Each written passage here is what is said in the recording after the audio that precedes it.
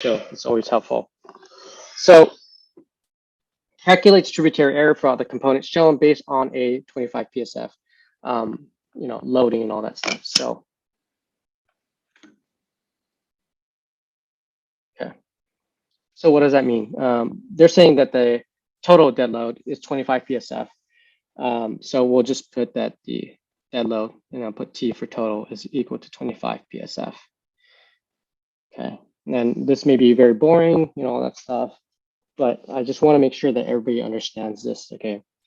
So if we are, for example, looking at G1, okay, and we have a tributary width is, say that's 14 and 12. So you know that that's going to be 7 right here and 6 right there. And then the span is going to be 20, right? So if I'm going to kind of draw, what is it actually saying? Uniform dead load. It's actually asking for uniform dead load. So for G1, the way I would draw it is that a simply supported beam, right? And this here, this is 20 feet. And they're asking, well, what is the pounds per linear foot loading? Okay, and just tell you that some people get lazy, and what they do instead of drawing all these arrows is that sometimes what they'll do is they'll just,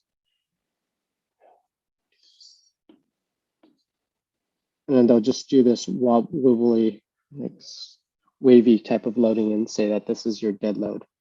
And so what is the pounds per linear foot loading? Well, we know that we'll say that W typically refers to the pounds per linear foot unit.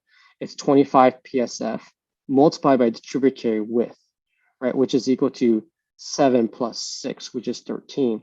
So 13 times 25, yeah, 7 plus 6, yeah, 13, will be the pounds per linear foot. So if somebody would like to kind of calculate that, I want to make sure that they understand, is that what you do is you take what's tributary to that, and you are applying it as a linear load, and that's your G1. Okay. I'll do J2, for example, right here, J2. J2, the span is 14 feet. So if I was to do J2, okay,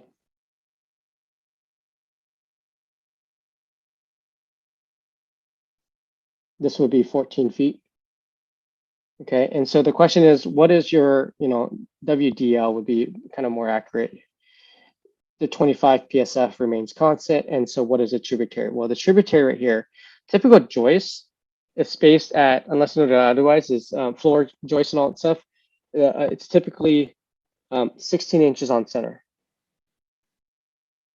Roof, members, they could do it at 24 inches on center. Could you have a floor framing at 24 inches on center? Yes, you can, but typically it's at 16. So so really the spacing between a 16 or 24, and sometimes if you need additional, like you have high level loads, sometimes what they'll do is they'll double it up, or they'll just go 8 inches on center. But it's pretty uncommon to go 8 inches on center. It's very common to go 16 inches on center. So if you go underneath any house or look on the other side of it, it's either going to be 16 or 24. That's what it is, and it's limited to the plywood on top. So here, I guess we'll say at 24. So we'll do that. 24 is 2. So you get 50 pounds per linear foot is the loading. Okay. And so let's just do column C1 for fun, and that would be, I think, pretty good to kind of go over it. What I'll do is I will take the tributary area, right? So you know that this is 13, and then half of this is going to be 10 plus 12, which is 22. So C1, 25 PSF, and it's not going to be pounds per linear foot. It's going to be a total load of, and then A for allowable is 25 PSF multiplied by the 13. Let's see. Yeah, feet multiplied by is 10 and was it 20, 22? So 22 feet. And then you'll get a certain amount of load. So if you take 25, let's put some numbers in here. So 7,150 pounds would be your total load there. And right here it'd be 1325.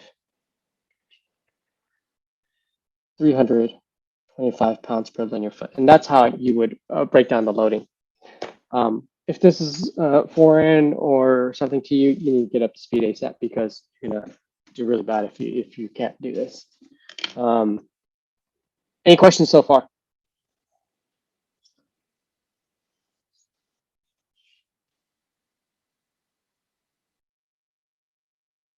Three, two, one. Okay, cool. So that's it. So I'm gonna stop right there. And then we're gonna go back to the screen. We're taking it slow. So hopefully you guys aren't falling asleep. So it's a slow day. Come on, guys. Professor, the recordings will be just to make sure if we want to go over, the recordings will be posted, right? Of the Yeah. lecture. Same drill as last time. If you Okay. don't see it, just remind me, right? Same drill. Cause I gotta go grab it, put it in, and then I gotta like cut some things out on the like ends of it and all that Editing. stuff. Okay, sounds Yeah. good. Yeah. I usually just Thank pull you. back so it's like concise to the lecture. You know, if Perfect. you guys are, yeah. Okay. Thanks. Yep. Alrighty. So here's a visual. I just want to make sure you kind of see what's going on. In this example, at least, you've got your girder at the bottom, the joists are sitting on top. Sometimes the joist can be sitting towards the same line and all that stuff, and then your slab or your plywood in this case would sit on top of it and your columns below, right? Kind of give you an idea. Don't worry, we'll have more visuals and more activities that'll get you kind of more in tune. I've already kind of found something that I thought was really, really good, so I'll have that for this. I know it says 710, but the current code is 716. It's all kind of the same. The live load, you can actually look into the code and it'll tell you what it is based on the type of loading and all that stuff is, the use of it, right? So for example, an office is, in this case, it says 50. And the lobby, or sometimes they'll say the first floor is 100 PSF and all that stuff. You got storage loads. If you have it for warehouse, you have something called light and heavy. And if you have something heavier than the 250, then you can put something else. Just to kind of give you an idea, 250 is kind of equivalent to design for a fire truck load. So heavy is heavy. Okay. Anyways, that's that. Here is the famous live load reduction. Very possible for it to be on your, I think even on your EIT, right? So this, pretty straightforward. You kind of just plug these numbers in. And so the question really is, it's like, why do we have a live load reduction? The idea is this, is that live load will happen to a beam that has a big tributary area or columns, more than one floor and all that stuff. And here's the thing. So the live load is based on some assumptions. And, if we were in class, we could actually calculate it and define it to see how close we are than the code stipulated value. But the whole point of the live load reduction, it's like bulk discount, right? You go to Costco and you get a bulk discount because you're buying a lot. And if you're not getting a discount, then Costco's doing a good job of trying to cheat you, right? Because that's why you go in there, right? I don't know if you guys know this, but Costco loses money when you buy their chicken. Okay. So if you're trying to save money, buy their chicken. Okay. And their hot dogs are ridiculous. It's $1.50 with Coke, right? 20 years ago, it was the same price. So if you want to beat inflation, right, buy those two things, the chicken and the damn hot dogs. It's freaking amazing. Okay. So live load reduction just pretty much means is that if you have a larger area, what is the probability of, a live load of being exceeded? So think about it this way. If you were to throw a party and you live like in a tower, really nice tower downtown LA, and you're like trying to throw a party, you're like, yeah, dude, I'm gonna have all these buddies over in this nice condo, full height glass and all that stuff, right? And you throw a party, it's like, okay, great. So that slab locally is gonna have a lot of load. But if you think about that column that's going up 50 stories, I mean, what is the probability, right, of when you throw a party that everybody above and below you, all the 50 stories are all having a party at the same time as you, right? What is the probability of that, right? It's and because of that, it's saying, hey, you know what, dear column, when you're designing it, we'll give you a discount.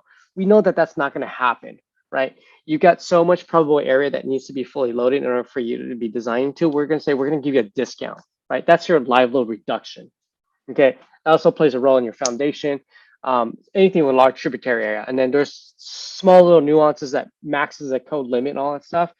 Um, for example, like if you've got like a roof member, the maximum reduction you can apply to a roof member is a 40% reduction. So if you have a large tributary, and this is kind of a cheating for like your FE or PE exam, is that if you can tell that you have a pretty large area right off the bat, you're kind of experienced of doing enough, problems, you can just say, hey, you know what, the live load is actually going to be, say, 12 PSF, which is going to be your 40% reduction from 20, right? So that's kind of a fast way of doing it, right? Or you can know that the maximum is that, and you can check against it, okay? Any questions so far?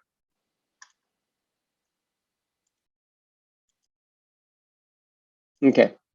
All right. So I'm going to just talk about these type of loads, and then we'll probably call it a day for this. Okay.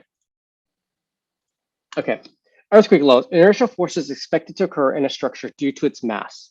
Magnitude depends on the soil conditions, geographic location, and probability of occurrence. Wind loads. Wind loads actually belong to live loads, but due to the relative complexity of determining the wind loads, it is considered as a separate category. More critical for tall structure, non-structural attachment, exposed to winds, building facades, and light roof system. Magnitude varies geographically. And then you got your soil load, hydrostatic pressure, your flooding loading, and your impact and blast. And so your two very popular kind of loading, right, besides the other for the other, is going to be your wind load and your earthquake load. California. For a building design, a wind load typically does not cover it. Okay. For an earthquake load, the building will be most likely governed by the seismic. Okay. Now, here is the question, and so because we have a lot of returning students, I'm not going to really, torment you too much on this. The due difference between the two loading is, let's see.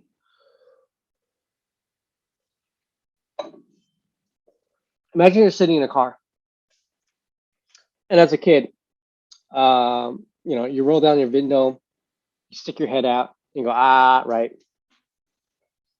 That is wind load, right? Is whatever is subjected to, the actual wind as you kind of, that's subject to the surface area is a load that you're going to feel.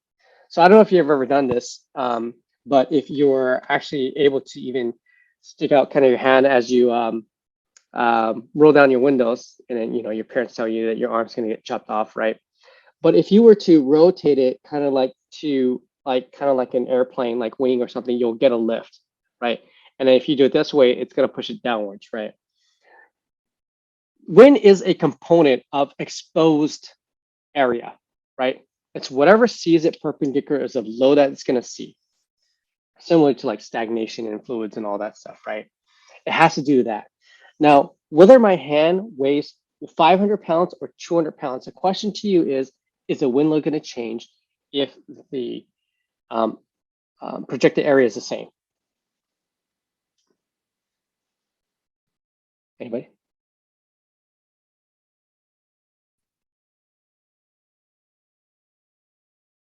Okay, just to make sure you guys are all awake. The question is, if you're in a car and if your projected area is, oh, Thomas, okay, you're like taking over the screen, but, oh, did I not share my screen back? Sorry. No worries. Okay, so I'm trying to make sure that you guys understand the difference between wind and earthquake load, because this could be an interview question. Okay, so if you stick out your hand out of the car, and let's say your hand weighs 5 pounds, and another person's hand weighs, say, 50 pounds for some reason, I don't know why. Okay, if the projected area is exactly the same to the wind perpendicular, does the weight of the hand matter, or the object or whatever that's sticking out of the car? I see one person saying no, a lot more and more no. And so the answer is no. So wind load has to do with just projected area. It doesn't care how heavy the object is, facing the wind, right? It could be literally 1 pound or 500 pounds. The load, as long as the exposed area is the same, it's the same exact load. It don't care. Okay. Here's another example. Now here's an example of the earthquake load. Okay. Imagine that earthquake loads are inertial forces, right? It means that it has to do with your mass. It's a percentage of your mass. Okay, so imagine you're in a car, right? And you slam the brakes for some reason, right? Because you're having fun or something, or you get in an accident. Let's just say you're having fun because it's like safer to think about it. And you slam on that, right? The amount of force that you feel going forward, right, has to do with your mass. Okay. And if you can't see or understand this, imagine that you have ants. Let's say Ant-Man, right? Ant-Man decided to get really, really, really, really small. Okay. And Ant-Man is in the car. Okay. And he somehow has a seatbelt on too. Okay. Slam on the brakes, both stay in the car. Who, in theory, will feel more overall load, me or Ant-Man? Yeah, me, right? Or you or me or whatever, just really not Ant-Man, right? So naturally, we kind of know the answer to this. And really, this is the difference between earthquake loads and wind loads. Earthquake load is a percentage of your mass. So whatever G acceleration or deceleration you had, you'll take that G, multiply by your own weight, and that is the effective mass that is associated with the deceleration, right? And then that's the reaction that you feel from the seatbelt, right? So Ant-Man is going to feel the same percentage of its mass, right? Percentage of its mass, right? Remember, wind, did it have to do with percentage of the mass? No, it didn't care if your hand weighed 5 pounds, 500 pounds, or whatever it is. It was exposed area. And that's the main difference between two. So keep that in mind, that that is the difference, right? And so in a building, the outside is going to feel wind load, and the internal structure inside is going to feel more of the seismic load. Because you think about it, you go in a high rise and you have, the exterior facade covering everything. Do you ever go to high rise going, oh my gosh, it's so windy inside this building? No, because the exterior wall's taking it. But if there's an earthquake and you're in the building, you're going to feel that force, right? That's the difference. Okay. And that needs to be very clear to you, because if you're asked the difference between the two in an interview, while we can give these examples of Ant-Man and all that stuff, I don't know if that's going to get you a job, but bottom line is this. One is inertial forces, which is a percentage of mass multiplied by the acceleration. The wind load is really exposed area. That's what it comes down to. Any questions with that?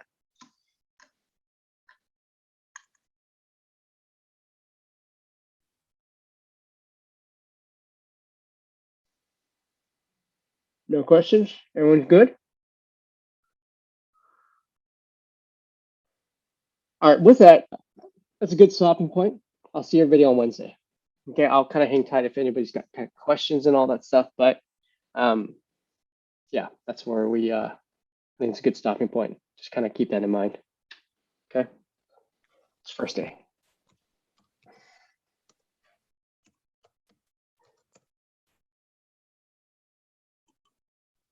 Hey, Kumi,